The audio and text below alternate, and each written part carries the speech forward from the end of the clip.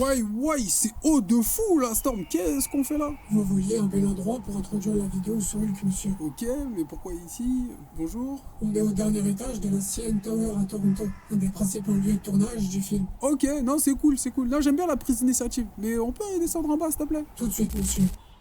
Ouais, faut vraiment que je te recalibre pour que t'arrêtes de me faire atterrir dans des endroits de fou comme ça. Bref, en tout cas, moi, c'est prêt, c'est bon, tu peux lancer l'enregistrement. Mais pourquoi tu lances sans que... Chantez, cher membre du Black Pearl. Ici Zéro, le capitaine, votre conteur d'histoire. Installez-vous, prenez place à bord du bateau, et même vous, derrière, n'ayez pas peur, il y a de la place pour tout le monde. Bienvenue dans l'émission Le Projecteur du Black Pearl, une série de vidéos qui met la lumière sur ce qui se passe derrière le grand écran. Et aujourd'hui, je vais vous raconter l'histoire du film Marvel qu'on a tous oublié, et ce n'est vraiment pas un hasard. Et pour que vous compreniez mieux cette histoire, laissez-moi vous remettre dans le contexte. Le 30 avril 2008, Tony Stark, le playboy milliardaire, se retrouve sur le grand écran de tous les cinémas de France. Marvel, un studio indépendant à cette époque, est en pleine rédemption et cherche à remonter la pente après des années proches de leur fin. Le pari fait sur Iron Man et Robert Downey Jr. est plus que réussi, car avec ce film, le studio pose la première pierre de ce qui sera plus tard un empire. Mais en coulisses, loin des projecteurs dans l'ombre, la Maison des Idées prépare un autre film. Plus sombre, plus violent, plus complexe et surtout plus ambitieux. Un personnage culte en lien étroit avec les Avengers et incarné par un acteur oscarisé. Son nom, l'incroyable Hulk. Et là, je sais que ce film vous dit quelque chose. Mais alors pourquoi a-t-il été effacé? Pourquoi Marvel l'a-t-il enterré et ne vous en a jamais parlé? Est-ce que c'est parce qu'il était mauvais ou pas à la hauteur d'Iron Man? Non, c'est aucune de ces raisons-là. C'est parce qu'il dérangeait. L'histoire d'un film oublié, de la genèse ambitieuse à la chute silencieuse.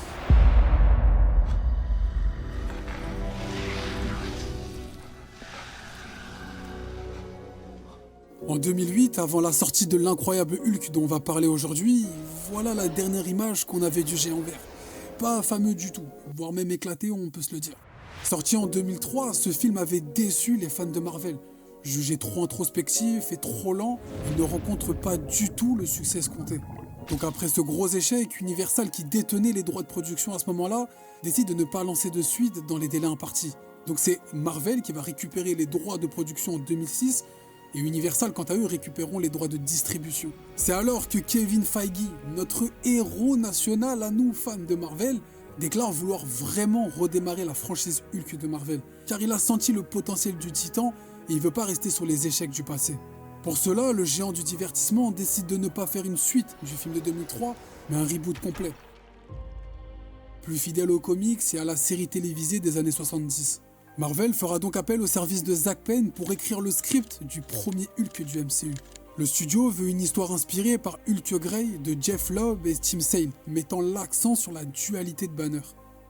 Maintenant que le contexte est posé, qui sera celui qui incarnera le Titan? Et Marvel va frapper fort en annonçant que ça sera Edward Norton qui incarnera Bruce Banner. Là, je sais, juste avec le nom, 80% des gens ne le connaissent même pas. Mais si je te montre ça... Là, t'as reconnu direct. D'ailleurs, les gars, si je suis totalement honnête avec vous, j'ai jamais vu Fight Club. Non, mais ça fait des vidéos au cinéma, ça regarde pas les classiques, je sais. Je vais regarder et j'en ferai même une vidéo, promis. Reconnu et respecté, à cette époque, il est déjà nominé 2 fois aux Oscars pour American History X et Peur Primaire.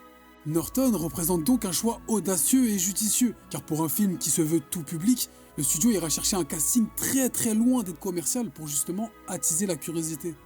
Et c'est l'une des plus grosses forces de l'empire super-héroïque, aller chercher des acteurs qui vont à l'encontre de ce qu'on attend. On l'a déjà vu avec Iron Man, la firme américaine au bord de la faillite à ce moment-là a décidé pour son premier film, le plus important, celui qui annonce la couleur pour la suite, de prendre Robert Downey Jr. pour incarner Tony Stark, alors qu'il était rejeté et banni d'Hollywood à cette époque. Et on peut dire que le risque en valait la chandelle, car aujourd'hui il est strictement impossible de voir quiconque mieux porter l'armure d'Iron Man.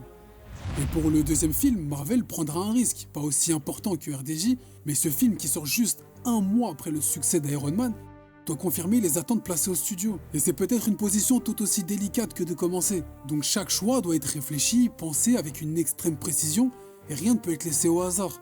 C'est pour ça que le choix d'un acteur aux antipodes de ce que les gens attendaient a surpris les fans, et même Marvel, mais ça on verra plus tard. Le géant du divertissement espère utiliser cette image de Norton, qui a une dimension plus dramatique, plus adulte, pour se différencier du Hulk de 2003. Et c'est très tôt que Norton s'implique profondément dans le développement créatif du film. Il est fan du personnage, il veut lui apporter ce côté beaucoup plus sombre et introspectif. Alors il décide de retravailler le scénario de Zak Penn, insatisfait de certaines scènes et du traitement psychologique de Banner. Le poteau, comme ça, il a pris ses aises, on lui a donné le rôle d'acteur, mais il a cru que c'était lui le dirigeant. Bref, l'acteur réécrit alors une grande partie du script, il rajoute une origin story plus détaillée, renforce le drame intérieur du personnage et même plusieurs scènes introspectives. Au point où on se demande à quoi sert l'homme qui a été officiellement engagé pour écrire le script. Et dans un premier temps, le studio accepte toutes ces propositions, mais refuse de le créditer officiellement. Ce qui est pas très réglo. Ok, il est un peu trop impliqué, il a cru que c'était son film, mais tout travail mérite salaire, et surtout reconnaissance. Marvel attribue le script à Zak Penn, celui qui a été initialement engagé pour écrire le script, alors que c'est même plus trop son script. Et c'est cet événement qui marque la première fissure entre Edward et le studio. Et là où nombreux seraient montés sur leurs grands chevaux, auraient utilisé leur notoriété pour dénoncer et parler de ce qui se passe en interne, Norton, lui, décide de rester professionnel, de rien dire publiquement, de penser au bien du film et surtout de ne pas ruiner les efforts qu'il a investis dans ce projet. Ça, c'est ce qu'on appelle de la grande classe. Très grande classe. Ce qui dérange Marvel, c'est pas tant l'implication ni la volonté d'introspection, mais plus la vision artistique. L'acteur oscarisé voit en Hulk une métaphore du trauma. Il veut faire un film sur le contrôle de soi, la fuite et la solitude, inspiré par des films comme Frankenstein ou encore le Dr Jekyll et Mr Hyde. Il veut montrer Hulk comme une malédiction plus qu'un super-héros, une tragédie plus qu'un film d'action. Et Le Terrier, l'homme chargé de réaliser le film, est de son côté. Donc ensemble, ils vont tourner une version plus longue, plus dramatique, avec notamment une scène d'intro beaucoup plus sombre dans le Grand Nord où Banner tente de se suicider.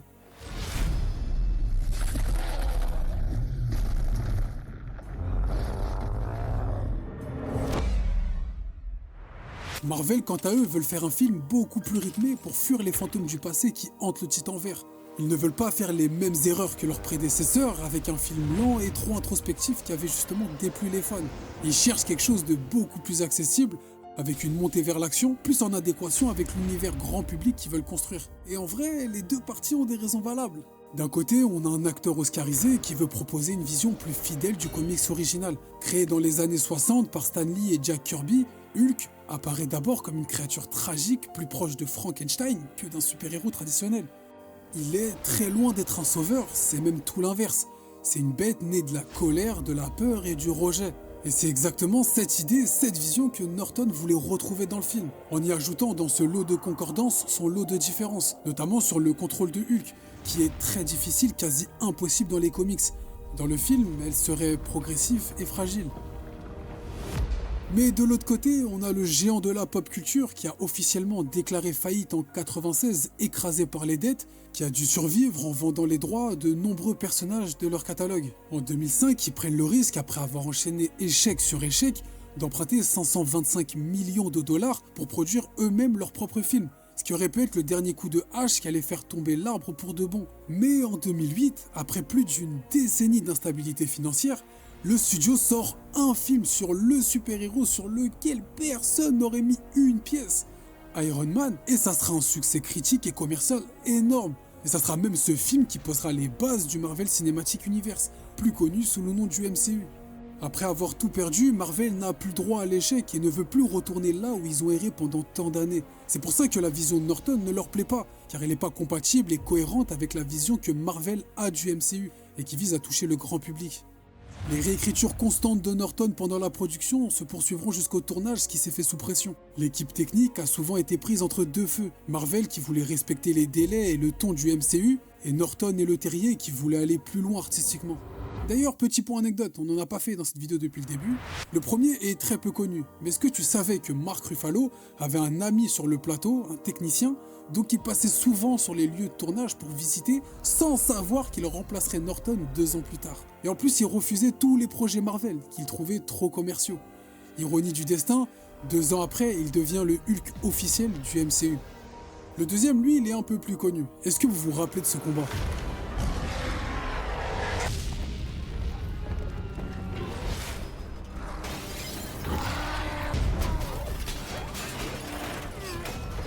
Les anciens, on va pas se mentir, on a tous oublié le film. Mais en tout cas, ce combat, il est resté gravé dans nos mémoires. Et justement, cette scène de confrontation a nécessité tellement d'éclairage de nuit que le tournage a brièvement fait sauter une ligne locale dans le quartier. Une partie de Kensington Market a été complètement plongée dans le noir pendant 45 minutes. Les habitants ont même applaudi en pensant que c'était un feu d'artifice. Mais non, c'était juste Hulk vs Abomination. D'ailleurs, si vous voulez des hors-séries sur les tournages ou peut-être d'autres concepts en lien avec les vidéos, n'hésitez pas à me dire.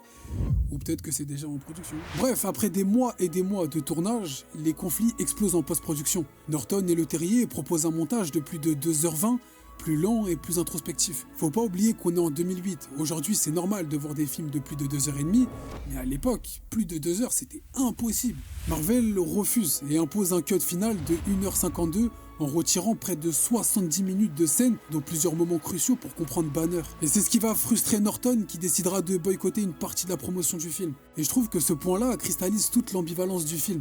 Hulk est un personnage qui lutte contre lui-même, et Edward Norton, à sa façon, a vécu la même lutte contre le système Marvel. Après 11 mois d'un travail acharné entre tension et conflit, l'incroyable Hulk sort au cinéma en juin 2008, soit 5 semaines après Iron Man.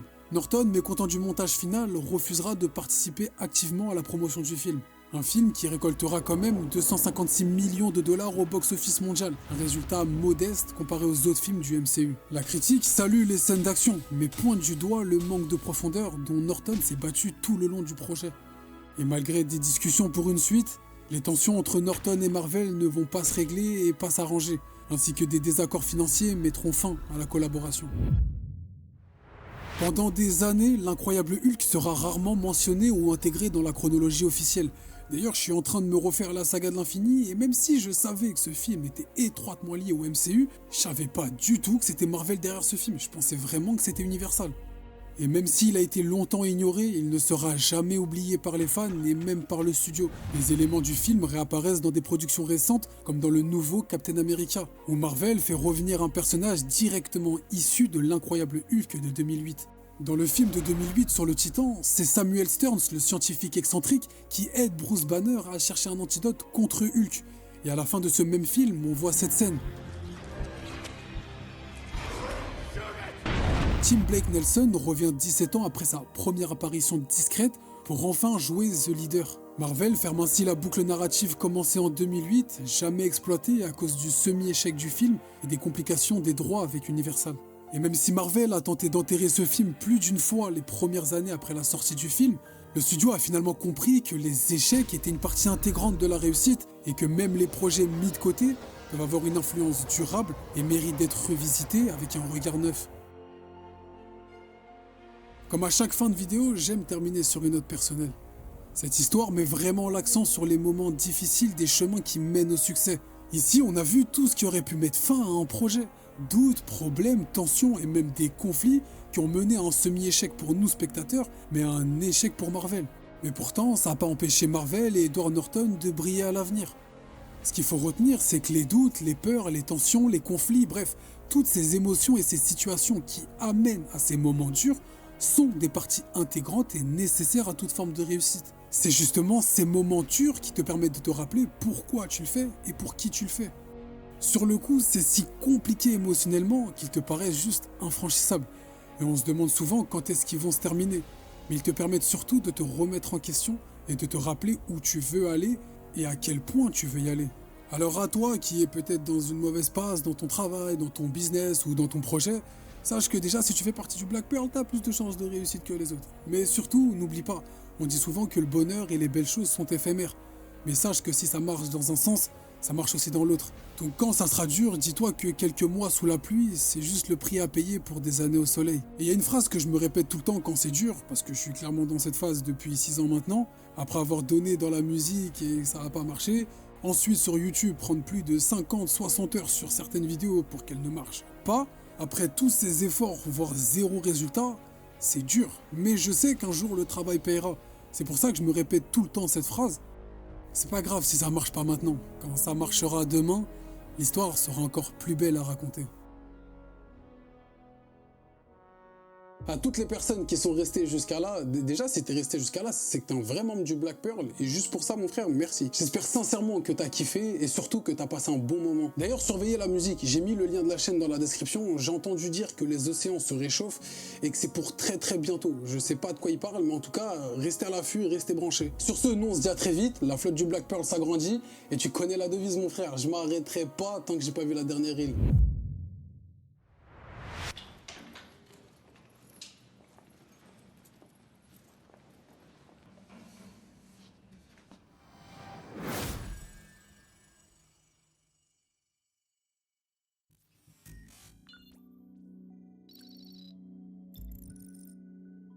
Storm, tout va bien dans les enclos? Les recherches avancent?